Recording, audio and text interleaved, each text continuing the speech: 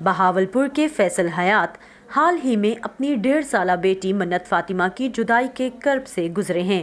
شادی کے 12 سال بعد اولاد کی خوشی ملی تھی، چند ماہ بعد پتہ چلا کہ بچی والدین سے منتقل ہونے والے جنیاتی مرض گوشے میں مبتلا ہے۔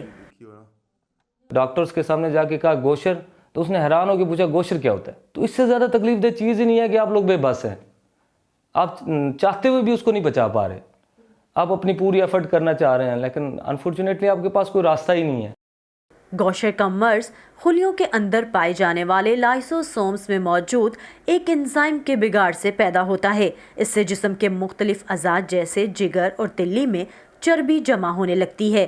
اگرچہ یہ مرض زیادہ تر لوگوں میں انزائم کی تبدیلی کے ذریعے قابل علاج ہے، غیر ملکی خیراتی اور تحقیقی اداروں کی مدد سے انزائم تھراپی پاکستان میں دستیاب ہے۔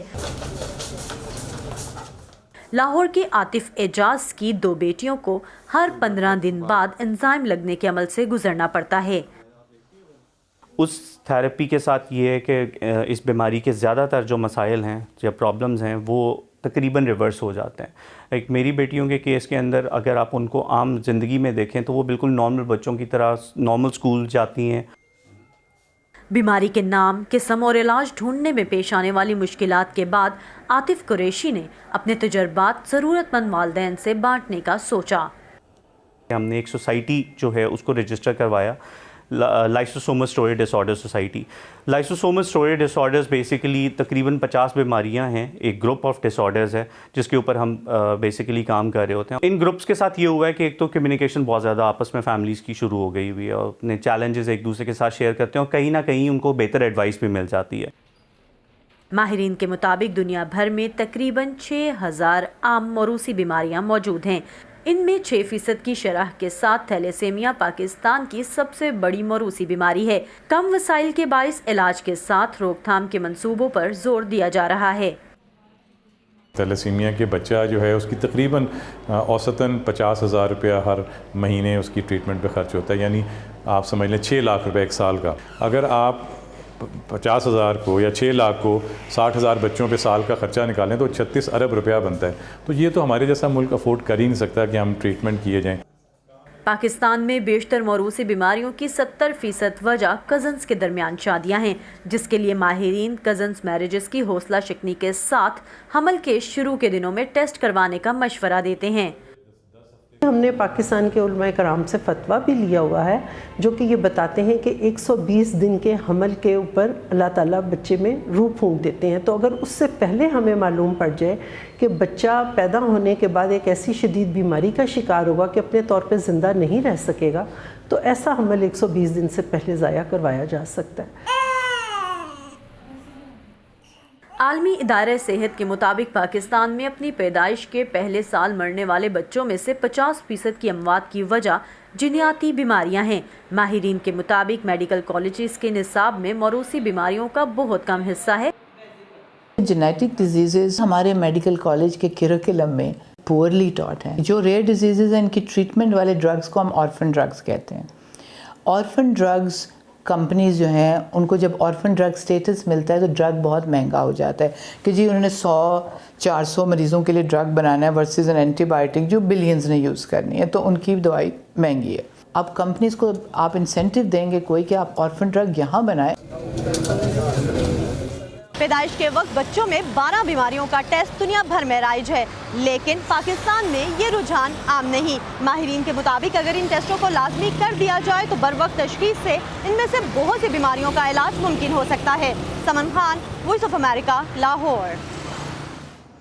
جیسا کہ سمن خان نے بتایا کہ پیدائش کے وقت بچوں میں بیماریوں کی قبل از وقت تشخیص کے لیے متعدد ٹیسٹ ترقی یافتہ ملکوں میں رائج ہیں، مگر پاکستان میں یہ رجحان عام نہیں۔ اس بارے میں بات کرنے کے لیے اس وقت ورجینیا سے اسکائپ کے ذریعے ہمارے ساتھ موجود ہیں doctor Sabahat Nawab. Thank you doctor صاحبہ۔ پہلے یہ بتائیے کہ وہ کون سے ٹیسٹ ہیں جو بچوں میں جنیاتی امراض کی بروقت تشخیص کے لیے مددگار ثابت ہو سکتے ہیں؟ شکریہ, thank you for having me.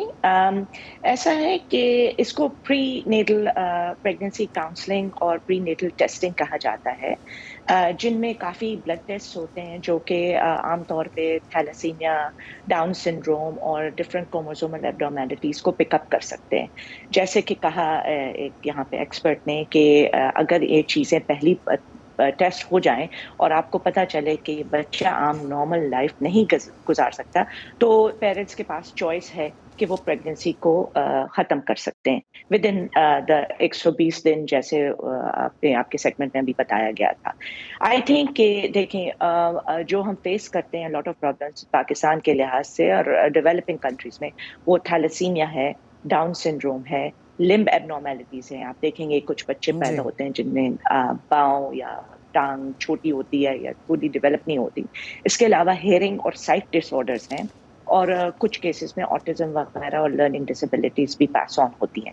تو اگر ان چیزوں کا بیفور پریگننسی کاؤنسلنگ ہو جائے, دیٹ مینس کہ اگر آپ ایک دو کزنس کی شادی ہو رہی ہے, اگر ان کے اپنے جینیٹک ٹیسٹ اگر دیکھ رہے ہیں کہ فیملی میں کوئی جینیٹک ڈس آرڈر ہے, وہ آپس میں پہلے شادی سے پہلے پری پریگننسی کاؤنسلنگ کریں, اور اگر وہ جینیٹک کچھ نہیں ہے تو they should go ahead with the marriage. اور دوسرا اسٹیپ یہ ہوتا ہے کہ جب بیبی جب پریگننٹ ہو جاتی ہے ایک ماں, تو اس کے وقت جلد سے جلد فرسٹ ٹرائیمیسٹر میں ٹیسٹنگ کرائی جائے, جو کہ بلڈ ٹیسٹ سے بھی ہوتی ہیں عام طور پہ. یہ کافی چیزیں اور یہ عام اویلیبل ہے پاکستان میں. ڈاکٹر صاحبہ, جیسے کہ آپ نے کزن میرجز کی بات کی, تو یہی کچھ وجوہات جو کہ غالب کزنز کے درمیان شادی پر آتی ہیں اور موروثی بیماریاں پیدا ہوتی ہیں, جن کے نتیجے میں سب سے زیادہ بچے بیماریوں کا شکار ہوتے ہیں. تو آپ کے خیال میں یہ کتنا بڑا مسئلہ ہے, اور اس کے حوالے سے آگاہی کتنا بڑا مسئلہ ہے ان بیماریوں کو روکنے کی راہ میں؟ دیکھیے, آئی بلیو کہ prevention is better than cure. ٹھیک ہے, یعنی ایک چیز کو پریونٹ کیا جائے تو اس میں ایجوکیشن, جیسے کہ آپ یہ سیکشن کر رہے ہیں, ایجوکیشن آف پبلک اور نالج از ویری امپورٹنٹ. دوسرا یہ ہے کہ جہاں تک ایجوکیٹڈ پبلک ہوگی اور وہ اوائڈ کر سکے گی. اب یہ ایک کلچرل اور ریلیجس آئی گیس پریکٹس ہے کہ کزنس میں شادی, اس میں ٹھیک ہے ریلیجسلی کوئی I don't see anything wrong, لیکن اگر ایک ہمیں اس چیز کی علم ہو at a very basic level, کوئی اتنا میڈیکل نالج نہیں ضرورت عام پبلک کو, تو وہ اس چیز کو اگر اوائڈ کریں. ٹیسٹنگ کی جہاں تک بات ہے, دیکھیں every thing has a cost, اور جو کہ ہمارے بجٹ میں بہت ایک لمیٹیڈ کاسٹ ہوتی ہے ہیلتھ کے لیے, تو اٹس ناٹ وی کی ناٹ گو ہیڈ کہ اتنے ایک انہوں نے بتایا کہ کتنے ارب روپے کتنے تھوڑے سے فیو کڈس کی جان بچانے میں لگ جاتے ہیں. وہ ہمارا جیسا ملک ڈیولپنگ ورلڈ جن کو ایک بیسک صاف پانی اور صحت کی ضرورت, وہ نہیں افورڈ کر سکتا. ڈاکٹر صاحبہ, آپ نے ڈیولپنگ کنٹریز کی بات کی, تو یہی پوچھنا چاہ رہی تھی کہ موروثی امراض کا تناسب ترقی یافتہ اور غیر ترقی یافتہ ملکوں کے درمیان کیا ہے؟ ہمارا یہ ہے کہ جو ترقی یافتہ ملک ہیں, آئی تھنک ان میں ارلی ڈیٹیکشن اور اس کی ڈیزیز کی ڈائگنوسس اینڈ اس کی ٹریٹمنٹ ہو سکتی ہے. اس میں یہ ہے کہ اگر ہم پری پریگننسی کاؤنسلنگ اور پری نیٹل ٹیسٹنگ کر دیتے ہیں اور آپ کو پتہ چل جاتا ہے, تو دین یو ہیو چوائسیز. اور ایز پریگننسی ایڈوانسز, جن امراض کے ساتھ بیبی زندہ رہ سکتا ہے, وہ فوراً آفٹر برتھ ہم اس کی ارلی ٹریٹمنٹ اور کیئر کر سکتے ہیں, جس کی وجہ سے ایک بچے کو ایک نارمل ایکسپیکٹنسی لائف کی مل سکتی ہے کچھ حد تک. لیکن اس میں بھی so it is a fight also in the developing world also, because it costs. اور ہر کسی کے پاس, even in United States 100% of the people do not have, ان کے پاس انشورنس نہیں ہوتی, تو جیب سے خرچہ کرنا ایون اس ملک میں بھی بہت مشکل ہے اور مہنگا ہے, لیٹ الون ڈیولپنگ ورلڈ سے. لیکن کیئر, اگر again early detection leads to early and better treatment. جی شکریہ ڈاکٹر صباحت ہمارا ساتھ دینے کے لیے. Thank you.